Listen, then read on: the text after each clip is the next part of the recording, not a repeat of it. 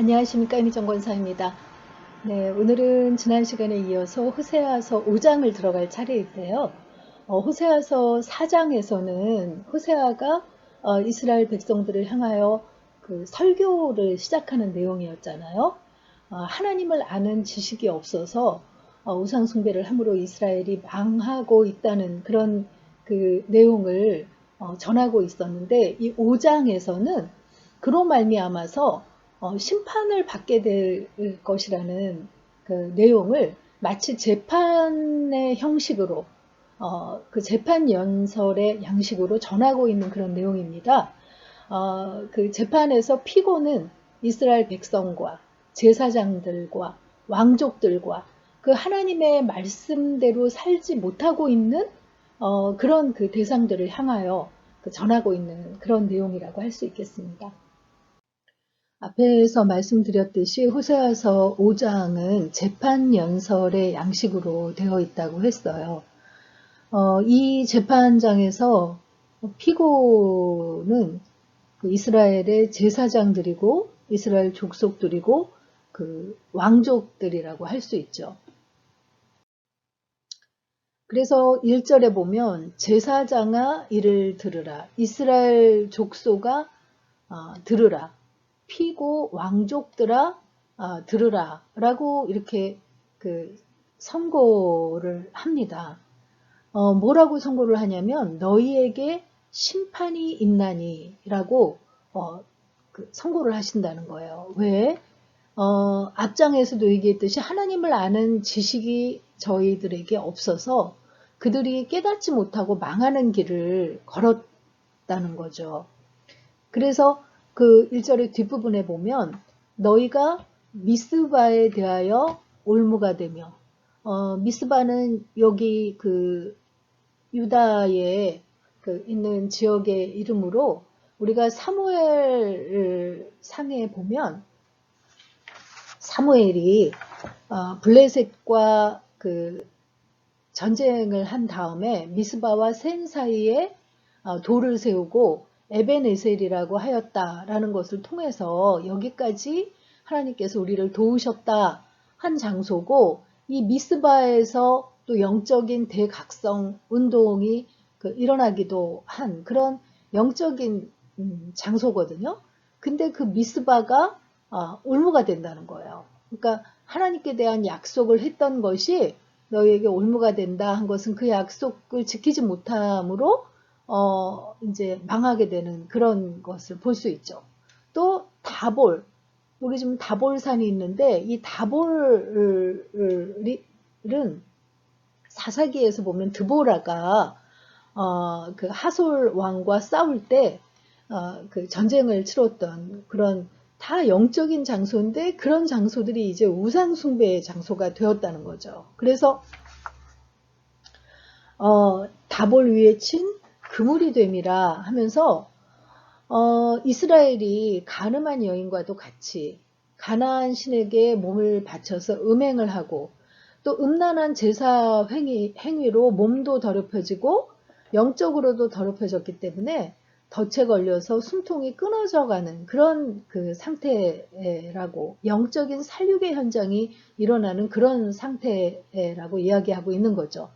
누구에 의해서 학살을 당하는 게 아니라 스스로가 올무와 그물에 걸려서 살육을 당하는 그런 꼴인데, 그럼에도 그들은 깨닫지 못하고 있다는 거예요. 이것이 음행인지 이것이 더러운 것인지, 숨통이 지금 그것 때문에 끊어져서 죽어가고 있는지도 모르고 하나님께로 돌아가야 하는지도 모르는 그런 상황이라는 거예요. 호세아는 그 이유를 단 하나의 이유, 여호와를 알지 못하기 때문에, 하나님을 아는 지식이 그들에게 없기 때문에 오히려 그들 마음에 교만한 마음이 차고 넘쳐서 자신들의 믿음이 좋은 거라고 생각하고 아주 그 양떼와 소떼를 끌고 하나님 앞에 부끄러운 줄 모르고 나아가는 그런 상황에 대해서 이야기를 하고 있는 것이죠. 그래서 6절에 보면 그들이 양떼와 소떼를 끌고 여호와를 찾으러 갈지라도 만나지 못할 것은 이미 그들에게서 떠나셨음이라 라고 이야기를 하고 계세요. 양떼와 소떼를 끌고, 양이랑 소는 하나님께 제사 드리는 가장 좋은 귀한 예물이잖아요. 근데 이것을 떼로 끌고 가서 여호와를 찾으러 갈지라도 만나지 못한다는 거는 하나님이 그들의 제사를 받지 않으시고 떠난다는 거예요.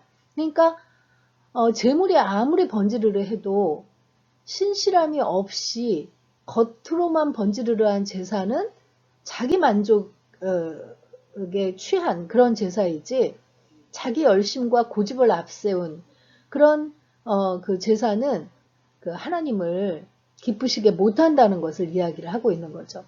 우리가 같은 내용이 이사야서 1장에도 보면, 왜 이 많은 재물을 나에게 바치느냐, 나는 수양의 번제물에는 물렸고 살진 기름의 짐승의 기름기에는 지쳤다. 황소와 어린 양과 수염소의 피는 보기도 싫다. 너희가 나를 보러 오는데 도대체 누가 너희에게 내 집들을 밟으라고 하더냐. 더 이상 헛된 재물을 가져오지 말아라. 이제 재물 타는 냄새에는 구역질이 난다. 초하루와 안식일과 축제의 마감날에 모여서 하는 헛된 짓을 나는 더 이상 견딜 수 없다. 너희가 지키는 초하루 행사와 축제들이 나는 정말로 싫다. 귀찮다. 이제는 참지 못하겠구나. 이 공동 번역으로 읽어드렸는데, 이사야에서 그 형식에 치우친 그 제사, 마음이 없는 제사를 하나님이 얼마나 싫어하시는지를 너무나 구체적으로 잘 표현하고 있거든요. 그런데 지금 호세아서에서도 같은 내용을 이야기하고 있는 거예요. 오히려 그들이 자신의 죄를 깨닫고 면목 없는 얼굴을 한다면 하나님께서 그들을 받아주실지 모르는데, 그런 죄와 음행 속에서도 훌륭한 재물을 가지고 제사를 드리면 자신들의 할 도리를 다 했다고 생각하는 것에 대해서 너무나 하나님께서 싫어하시는 것을 지금 표현하고 계시는 거죠. 그래서 7절에 보면, 그들이 여호와께 정조를 지키지 아니하고 사생아를 낳았으니 그러므로 새 달이 그들과 그 기업을 함께 삼키리로다 이야기하고 있는데, 마치 그 정조를 지키지 않고 서로 배우자에 대해서 불륜을 저지르는 사람이 이렇게 따뜻하게 웃으면서 배우자를 대한다고 해도 그 마음이 얼마나 괴롭겠어요. 이제 그런 것을 빗대어서 이야기를 하면서 하나님께서 그 새 달이 그들과 그 기업을 함께 삼키리로다 하는 거는, 이제 새 달이라는 건 초하루 행사를 말하거든요. 그러니까 그런 제사 행위들은 오히려 너희를 삼킬 것이라고 이렇게 얘기하고 있는 것을 볼 수 있습니다. 그래서 그들에게서 떠날 수밖에 없는 것을 이야기하시는데, 이어지는 8절에 보면 너희가 기브아에서 뿔라파를 불며, 여기 기브아에서 뿔라파를 불며 라마에서 나팔을 불며, 베다웬은 베델이라고 했죠. 베델에서 외치기를 베냐민아 내 뒤를 쫓는다 할지어다 라고 기록을 하고 있는데, 이 앞에서 지금 심판에 대한 이야기를 하면서 너희가 그렇게 신실함 없는 제사를 드리는 게 너무 싫음으로 내가 너희를 심판할 것이다 라는 이야기를 하시고 나서, 지금 기브아에서 뿔나팔을 불고 라마에서 나팔을 분다 라는 이야기는 그 전쟁이 일어난, 전쟁할 때 그 나팔 소리를 좀 이야기하는 거거든요. 그리고 베델에서 베냐민아 내 뒤를 쫓는다 라는 거는, 지금 그 베냐민, 그 유다를 향해서 적군이 쫓아가고 있는 것을 지금 이야기하는 거잖아요. 여기에 대해서 해석이 몇 가지가 있더라고요. 이것은 그 북이스라엘과 남유다 사이에 전쟁이 일어나서 북이스라엘과 남유다 사이에 그 전쟁의 장면을 지금 그리고 있는 것이다 라고 하기도 하고요. 또 하나는 북이스라엘을 멸망시킨 대적이 남유다로도 침입을 해서 베냐민아 내 뒤를 쫓는다 하면서 그 강대국을 사용해서 하나님께서 심판하실 것을 이야기하는 것이다 라고 이렇게 해석하기도 해요. 근데 둘 다 어떻게 됐던 하나님께서 이제 그 하나님의 나라를 심판하실 것이라는 내용인데, 이 자체도 참 큰 문제지만 더 심각한 거는 이런 상황 속에서도 북이스라엘과 유다가 하나님께 돌아오고 회개한 것이 아니라 주변 강대국을 의지하려고 하는 것을 이야기를 하고 있어요. 그러니까 13절에 보면 에브라임이 자기의 병을 깨달으며 유다가 자기의 상처를 깨달았고, 에브라임은 아수르로 가서 야렙의 왕에게 사람을 보내었으나 그가 능히 너희를 고치지 못하겠고 너희 상처를 낫게 하지 못하리라 라고 이야기하고 있거든요. 그러니까 그 북이스라엘의 문하의 왕이라든가 호세아 왕이 아수르 왕에게 도움을 청하는 그런 그것에 대해서 하나님께서 더 분노하시는 거예요. 그 강대국을 이용해서 하나님께서 징계하는 것은 돌아오라고, 회복하라고 기회를 주시는 것인데, 오히려 그 강대국들을 의지하고 그들에게 도움을 청하는, 정말 정신 못 차리는 그런 그 모습에서 하나님께서 정말 진노하시는 것을 볼 수 있죠. 그래서 14절에 보면 내가 에브라임에게는 사자 같고 유다 족속에게는 젊은 사자 같으니 바로 내가 움켜갈지라, 내가 탈취하여 갈지라도 건져낼 자가 없으리라 하면서 심판에 대한 것을 되게 강하게 지금 호세아를 통해서 전하고 있는 것을 볼 수 있습니다. 아수르 제국의 그 당시에 이제 제국을 이룬 그 아수르에게 북이스라엘에서 계속 의지하는 것을 이제 하나님께서 이렇게 책망하고 계신 거죠. 그런데 그렇게 책망만 하고 끝나는 게 아니라 15절에 보면 그들이 그 죄를 뉘우치고 내 얼굴을 구하기까지 내가 내 곳으로 돌아가리라. 그들이 고난받을 때에 나를 간절히 구하리라 라고 이렇게 매짐을 하고 있거든요. 그러니까 죄를 뉘우치고 하나님의 얼굴을 구하면 하나님께서 다시 돌아오신다는 그런 의미의 이야기죠. 그러니까 하나님은 지금 북이스라엘이나 남유다를 책망하시는 게 목적이 아니라 내가 너희를 왜 이렇게 심판하고 징계할 수밖에 없는지 아느냐? 너희가 나를 모르고 나에 대해서 이러이러한 죄를 지었기 때문이다. 그리고 헛된 제사만 올리기 때문이다 하면서, 그래서 내가 너희를 심판할 수밖에 없다라는 이야기만 하신 것이 아니라 심판하는 것 자체도, 우리도 자녀를 키울 때 잘 아는 이야기잖아요. 징계하는, 회초리를 때리는 게 목적이 아니라 그 아이가 그 회초리를 맞고 정신을 차리기를 원하는 것인데, 이 하나님께서 지금 그 마음을 그대로 전하고 계시는 거죠. 하나님께 등을 돌린 채 연신 양떼와 소떼만 가져다 바치는 무지몽매한 그 이스라엘 백성들이 하나님께로 몸을 돌리고 마음을 돌리기를 기다리고 계신다는 것을 볼 수 있습니다.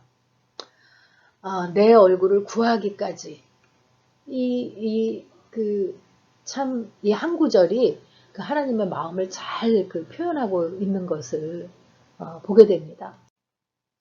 그래서 오늘의 묵상 포인트는요, 이스라엘을 향해서 그렇게 정말 목청을 높여서 하나님께서 정신 차리라고, 돌아오라고 이렇게 하시는 말씀을 보면서 그들의 그 헛된 신실함이 없는 제사를 아주 넌더리를 내시면서 하나님이 이렇게 징계하시는 그런 메시지를 들으면서 우리의 예배, 오늘날 우리가 하나님께 드리는 예배는 하나님이 기뻐 받으실 만한 예배인지 한번 돌아봤으면 좋겠습니다. 특별히 이번 주간은 성탄 주간이고 우리의 구주 되신 예수님이 이 땅에 오신 그것을 정말 새기는 그런 주간인데, 우리가 성탄 예배도 드리고 주일 예배도 드리고 많은 예배를 올려드리면서 정말 하나님이 기뻐 받으실 만한 예배를 드리는 우리의 그 마음의 중심이 잘 잡혀 있는지 한번 점검해 보시면 좋겠다는 생각을 해봅니다. 호세아서 5장 읽고 마치도록 하겠습니다. 5장. 제사장들아 이를 들으라. 이스라엘 족속들아 깨달으라. 왕족들아 귀를 기울이라. 너희에게 심판이 있나니 너희가 미스바에 대하여 올무가 되며 다볼 위에 친 그물이 됨이라. 패역자가 살육죄에 깊이 빠졌음에 내가 그들을 다 벌하노라. 에브라임은 내가 알고 이스라엘은 내게 숨기지 못하나니 에브라임아 이제 내가 음행하였고 이스라엘이 더러워졌느니라. 그들의 행위가 그들로 자기 하나님에게 돌아가지 못하게 하나니 이는 음란한 마음이 그 속에 있어 여호와를 알지 못하는 까닭이라. 이스라엘의 교만이 그 얼굴에 드러났나니 그 죄악으로 말미암아 이스라엘과 에브라임이 넘어지고 유다도 그들과 함께 넘어지리라. 그들이 양떼와 소떼를 끌고 여호와를 찾으러 갈지라도 만나지 못할 것은 이미 그들에게서 떠나셨습니다. 그들이 여호와께 정조를 지키지 아니하고 사생아를 낳았으니 그러므로 세 달이 그들과 그 기업을 함께 삼키리로다. 너희가 기브아에서 뿔나팔을 불며 라마에서 나팔을 불며 베다웬에서 외치기를 베냐민아 내 뒤를 쫓는다 할지어다. 벌하는 날에 에브라임이 황폐할 것이라. 내가 이스라엘 지파 중에서 반드시 있을 일을 보였노라. 유다 지도자들은 경계표를 옮기는 자 같으니 내가 나의 진노를 그들에게 물같이 부으리라.